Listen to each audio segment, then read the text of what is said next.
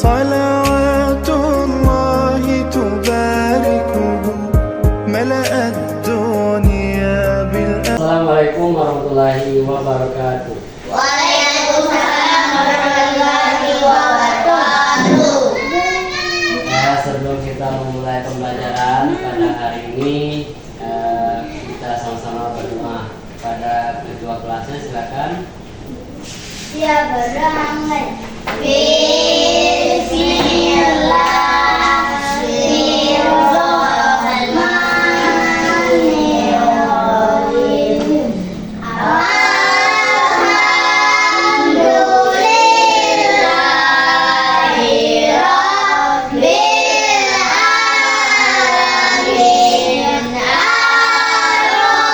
Maliki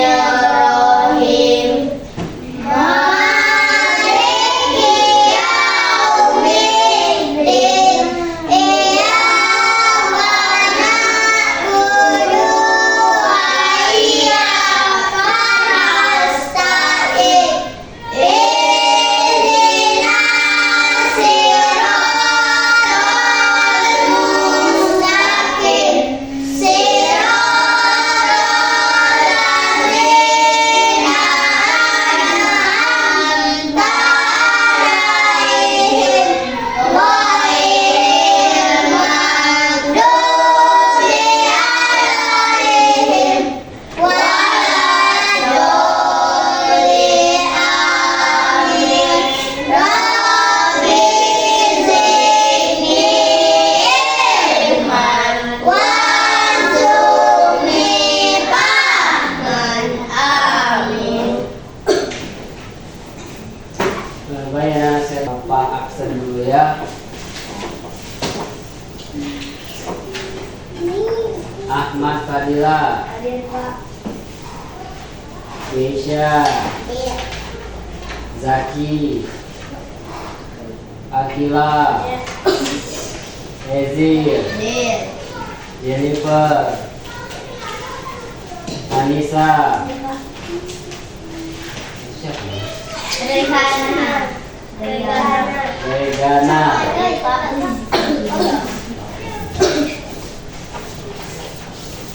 Mas semua ya.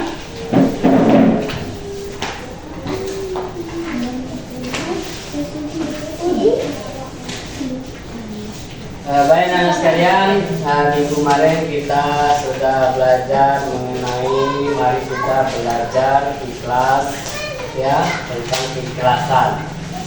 Minggu ini kita belajar tentang mari belajar Al-Quran surat ya. Ini tema kita luar biasa ya, tema yang mengajarkan tentang Al-Quran ya, yang tertuju pada surat Ad-Din.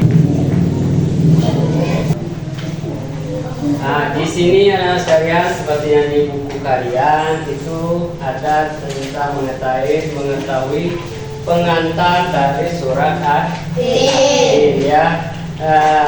Nama surat Ad-Din itu adalah ya, Ad-Din itu adalah disebut juga dalam Al-Quran Buatin ya.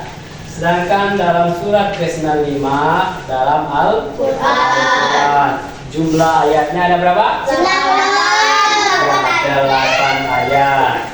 Golongan surat Al-Din ini disebut juga dengan surat Makkiyah ya, surat pendek.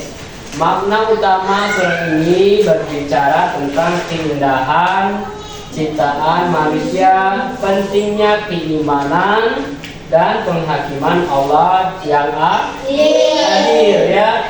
Ini dijelaskan keutamaan dari surat ini membicarakan tentang keindahan ya, alam semesta yang Allah cipta, baik dari ciptaan manusia yang sempurna dan pentingnya keimanan pada manusia terhadap Tuhannya yaitu Allah SWT, dan penghakiman Allah yaitu peraturan atau hukuman ya. Kalau sama manusia hukuman itu bisa dibeli, sedangkan sama Allah tidak ada yang bisa membeli, tidak bisa ya menyogok ya, mau dikurang-kurangkan tidak bisa ya, tapi hakiman atau hukuman Allah itu real adanya, tidak ada di apa ya, seperti yang ada di dunia kita ya, dipotong lah masa hakiman hukumannya ya. Sedangkan Allah tetap si ini yang harus dihukum ya, dihukum sekian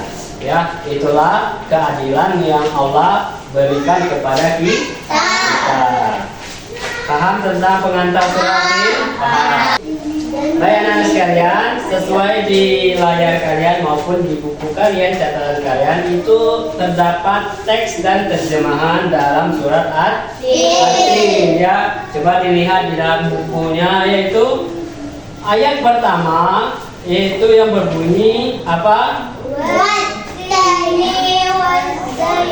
Iya, wattini wazzaitun. Yang artinya apa coba? Demi buah dan buah zaitun. Nah, ya, ini arti wattini wazzaitun, demi buah tin ya dan buah zaitun. Sedangkan nomor 2 disebutkan waturi sinin. Apa artinya? Demi Sinai. Coba lagi lanjutkan nomor 3. Ayo coba.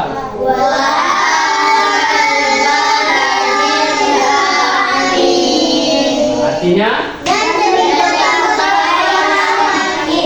Ya, terus nomor 4.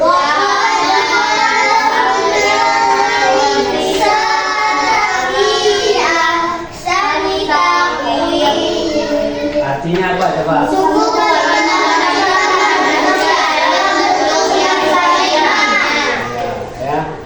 Ini menjelaskan betapa luar biasanya ya dari surat At-Tin yang diturunkan di Mekah, yang keadaannya aman dan luar biasa sucinya, dan Allah menciptakan dalam manusia itu dalam bentuk yang sempurna sebaik-baiknya ya. Ya, dijelaskan di sini bahwasanya kesempurnaan manusia itu sudah Allah ciptakan ya dari sejak awal. Punya kuping 2, punya hidung lubang ke bawah, ada lubang di atas, nggak ada ya. Punya mulut, ada gigi ya, punya tangan 2, jari 5, 10 jarinya, kaki 2 ya, nggak ada kan. Punya kuping 1 lagi di bawah. Ada. Ketika nelpon halo nggak kayak gitu ya. Jadi Allah ciptakan dengan pasangan yang sempurna. Punya tangan yang kayak gini, sama panjangnya, sama kan? Sama. Nah, kalau ini ada panjang sebelah gini, gimana gayanya? Ya, kaki juga ada panjang sebelah, gimana?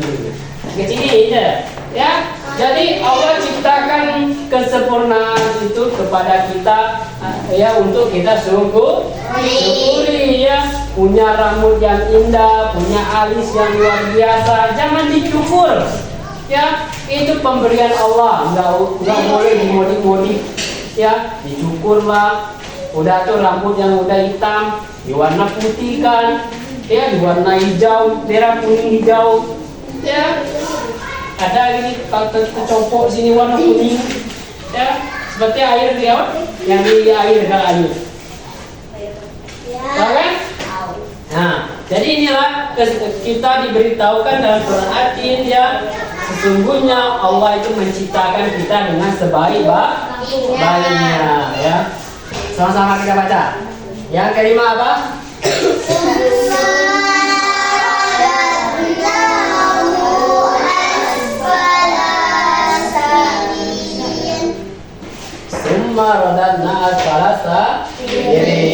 Yang artinya kemudian kami kembalikan dia ke tempat yang sebenarnya.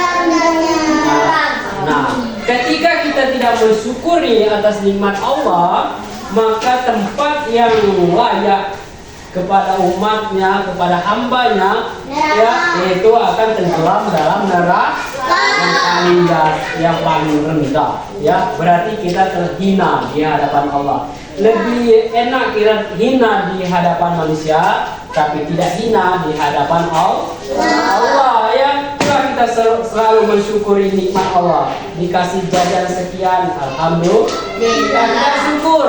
Nanti kalau kita bersyukur nanti Allah tambah nikmatnya ya. Nah, oke, kita lanjut. Nomor 6. Coba dibaca.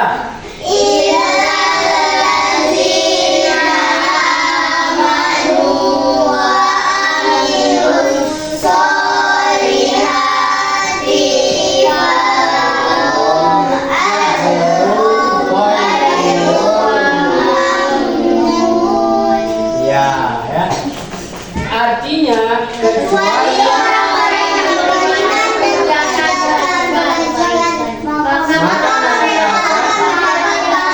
dan jangan putus-putusnya. Nah, di ayat ke-6 ini ya, kita sebagai umat Islam itu akan berimannya kepada Allah SWT ya. Kita iman itu artinya kita yakin dan percaya bahwa semua yang kita miliki itu atas hidayah dan karunia dari Allah.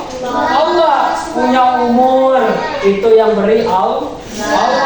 Punya wajah cantik itu punya Allah. Punya kegantengan itu punya Allah. Nggak boleh kita menghina si A, si B, kamu jelek, nggak boleh. Ya, karena kita semuanya sama.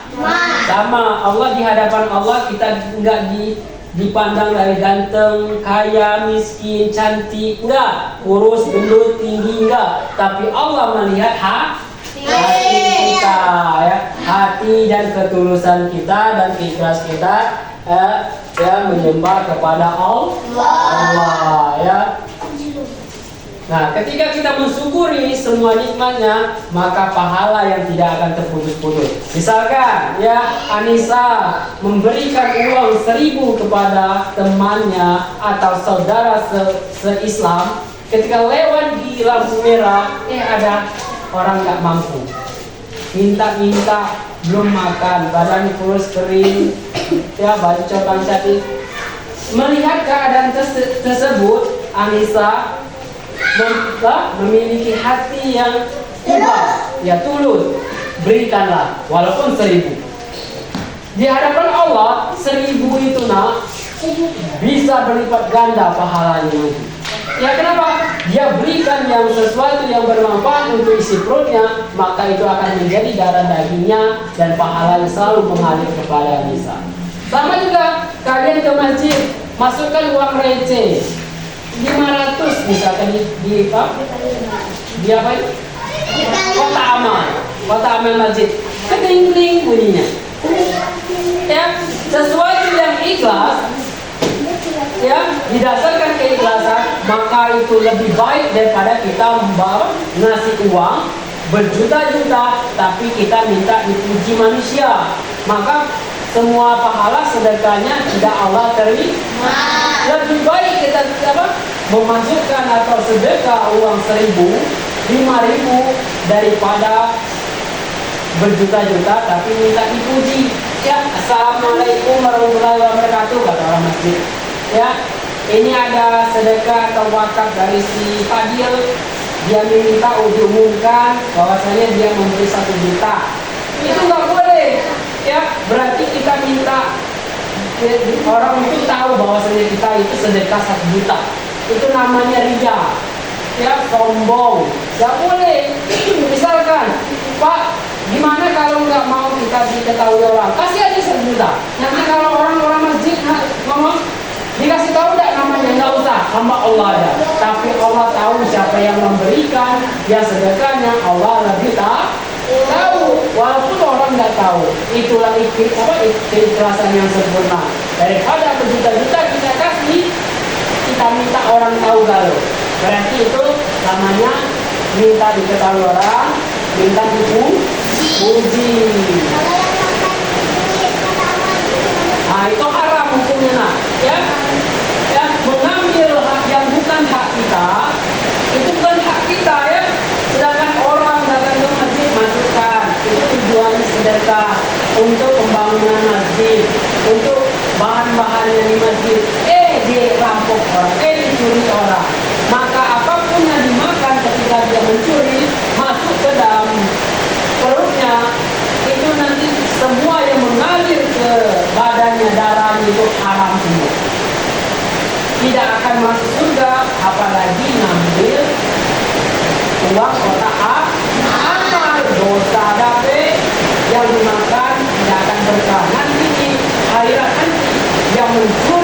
yang memakan makanan